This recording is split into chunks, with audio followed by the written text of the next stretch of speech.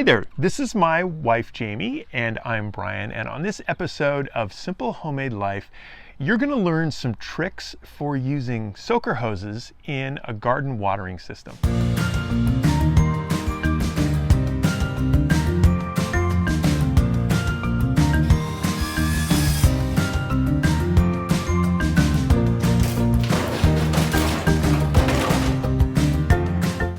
So you really think that people are going to think I'm Brian and you're Jamie? You know what? There are guys named Jamie. In fact, I know a couple of guys named Jamie. Okay, that's true. I was just trying to save some time. Okay, all right. You probably know that watering is one of the most important things you can do for your garden, whether it's vegetables or flowers. And overhead watering is kind of the classic, but it's really wasteful.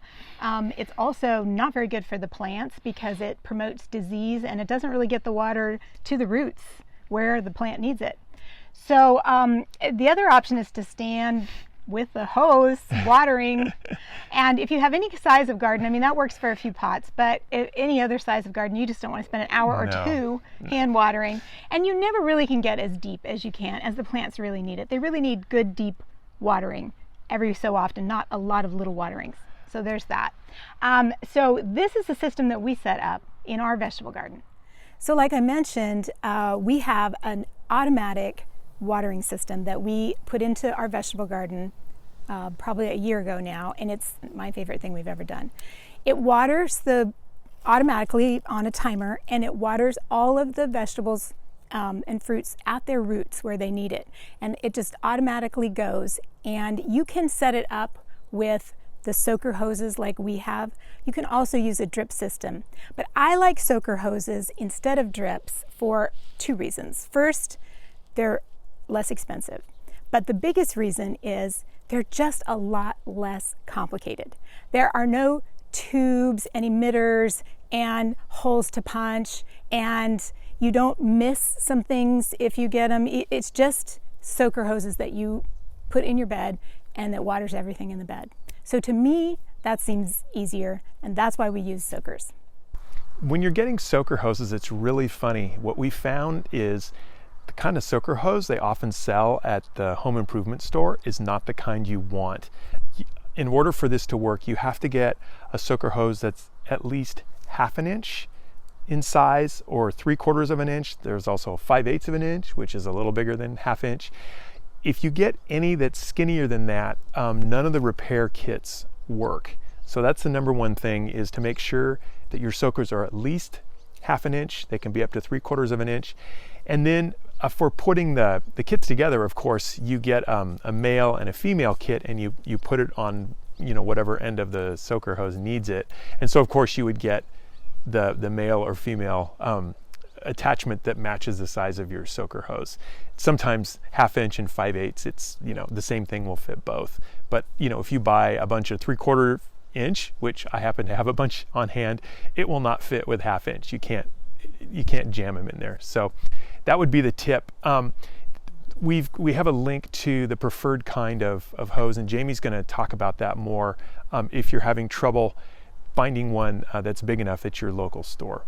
Over the years, I have tried a ton of different brands of soaker hoses, like a lot.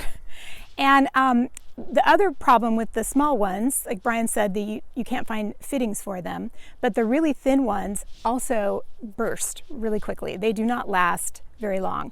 So that's another reason why you want to search out some good brands. And I have worked with Gilmour in the past, and while I'm not working, this is not a sponsored video, I will link to their soaker hose in the description because it is one of the best ones I've found. It's thick, it's sturdy, and we've had one now going for this will be the 4th season, just leaving it out all year long, and it's doing great, still working. So I do recommend, if you can find Gilmour, and they're easy to find online, either on their own site or through Amazon, and we will provide the link down below. What delivers water to the plants are the soaker hoses. And what we did was we got a number of longer soaker hoses and cut them down to the exact length that would give just the water we needed for whatever kind of plant it was. And it's really simple to do. So basically, number one, you've got your soaker hoses. They come really curled up. So you're probably going to want to stretch them out. in here. This was a couple days before I even did the cutting. I just unrolled them and completely stretched them out, and you can see here I scared the dog. So the next thing you do is you make a list of the lengths that you need for your bed. And so to get that, you're going to need to measure the length of the hose needed for each bed. And you can do that with a, probably with a tape measure, but we happen to have a cloth tape measure, and it's really great for this. You just kind of lay it out like the hose, and then it will give you the total length you need to run your soaker hose. Okay, so the next thing then would be to take like a regular tape measure, lay that out, and then you lay the soaker hose alongside of it so you can cut the hoses to the length you need for each bed. So, you know, some of mine were 20 feet long, some of them were 6 feet long, some 7 feet long. I mean, you get the picture. And then what you do is you just make sure that there is a male and a female end at the end of each soaker hose segment. Well, the soaker hose you bought, let's say you got a 50-footer like I did, well, it's already going to come with a male at one end and a female at the other end. So in that case, you only need to put the opposite sex, you know, at the other end, if that makes sense. But for the little segments in the middle, you will need to have a male for each end and a female for each end. And then, this is important, you will need to have a cap because you don't want the water gushing out the end of the hose. You want it to hit the end and come soaking out. And then basically, once all your hoses are together, you've gone down your list and you have the lengths you need, then you just lay them in the beds and hook them up to your watering system, and you can water away. So one last tip about cutting up the hoses and making all different lengths is you want to test it and see if everything's working good. And if at the end of the hoses you have a leak, there's two things to test. One is make sure your end cap is screwed on tightly.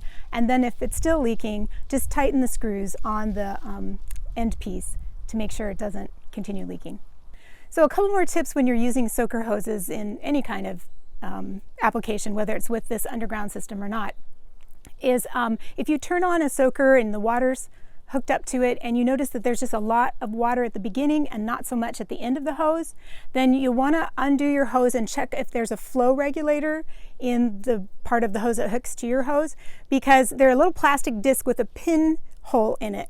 And I don't really understand that. When I first started using soakers many years ago, they didn't come with that, and they started putting that in, and it really restricts the flow, obviously, if it's a little pinhole. So I find that it just doesn't get to the end, and it doesn't work the way that I want the soaker to work. And that's the other tip, is in order for the soaker to work the best, it should produce a little bit of a mist. So obviously not spraying up in one spot, that means you have a hole. But the whole hose should have a little bit of mist so that it's going to all the plants, and you don't have to make sure that every plant is touching the hose per se, that it will just kind of water everything. So that's the big tip, is remove that flow regulator and see if that fixes it. Okay, so you know what's funny? Just last week, I was helping a friend put in a watering system that was exactly like the one we did in the video. He was following it step by step. I mean, he had Jamie's whole sheet printed out. It was kind of cool. But here's what's funny. So we'd get to a certain part in putting it together, and he'd say, well, Brian, what am I supposed to do here? And I'd be like, well, I don't know. You're the one that watched the video last. It's been a little while since I watched the video, so it was kind of funny. The system actually is really easy to put together, and you could watch the video once and know what to do. You could, yeah, exactly. As you may or may not know, we have been trying to renovate a 100-year-old farmhouse that we have. Well, not trying, we really are. Okay, we really are renovating. It's kind of going slow, so it feels like we're trying. Well, anyway, this week in this episode, we wanted to just share a couple little projects that are going on inside. They both sort of have to do with tabletops and countertops. So I wanted to share a little sneak peek of the top of our dresser turned vanity that's going to go in our bathroom. Because this dresser that we found on Facebook Marketplace had a top that was, the veneer was coming off in places and it was all scratched up. And so because of the veneer situation, I couldn't just refinish it, which we had done with our previous dresser turned vanity that we have a video for, which we'll link to. So this one I decided to do a painted faux marble technique on the top. And I think it turned out pretty good. This is the finished product now with 4 coats of a sealant on it. And I think I'm gonna put a couple more coats on. And basically I spent weeks just layering different colors and techniques using a small brush for veining, using just a crumped up bag for kind of sponging. I used a sponge and just a lot of different layers until I got the look that I liked. And I think it's gonna look really good. It's gonna have now, I did do a video, so we will have a how-to video, although I really did go on YouTube and watch a bunch of videos. So, but I will kind of have a video of my technique, and then also we'll combine that with how we put this together. And we can't show you the finished product until we're able to tile the floor. So I wanted to share a sneak peek now so you could see what kind of we've been working on. And so then be ready for the final bathroom reveal, at least after we have our tile in. And then we'll be able to share this with the sink in it. Okay, so a couple years ago, I was helping a buddy move, and I got this piece of galvanized metal. I wasn't even sure what it was, a tray. And I just said, hey, can I have that? Lugged it around for years. Long story short, I ended up making a work table out of it. I think it's going to be really cool. And I just wanted to give you a sneak peek. I've actually already posted a whole how-to video. It tells the whole story. So if you're just seeing it here, you can follow that link and see the video. It turned out kind of cool.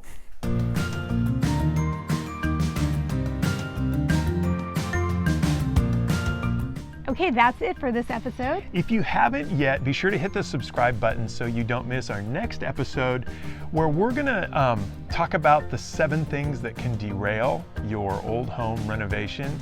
And we're gonna tell a little bit about kind of why we ran into those things and then how we solved those problems and we're kind of able to move on. So we will see you then. Bye-bye.